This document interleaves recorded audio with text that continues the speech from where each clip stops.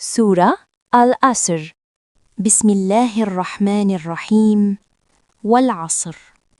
إن الإنسان لفي خسر إلا الذين آمنوا وعملوا الصالحات وتواصوا بالحق وتواصوا بالصبر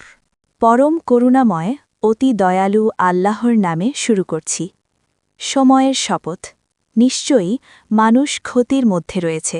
তবে তারা নয় যারা ঈমান এনেছে সৎ কাজ করেছে এবং মানুষকে সত্যের উপদেশ দিয়েছে আর মানুষকে ধৈর্যের উপদেশ দিয়েছে গুরুত্ব এই সূরাটি কোরআনের ছোট সূরা হলেও এর শিক্ষা অনেক গভীর এই সূরায় আল্লাহ মানুষকে সময়ের গুরুত্ব বুঝিয়েছেন মানুষ যদি শুধু দুনিয়ার কাজে ব্যস্ত থাকে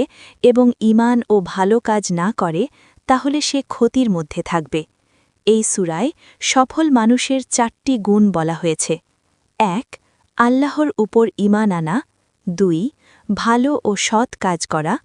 3 মানুষকে সত্যের পথে ডাক দেওয়া 4 ধৈর্য ধরার উপদেশ দেওয়া যে মানুষ এই 4টি গুণ অনুসরণ করবে সে দুনিয়া ও আখেরাতে সফল হবে অনেক আলেম বলেছেন যদি মানুষ শুধু এই সূরার শিক্ষাই ঠিকভাবে মেনে চলে তাহলেও তার জীবনের জন্য যথেষ্ট পথনির্দেশ পাওয়া যায় গ্রন্থ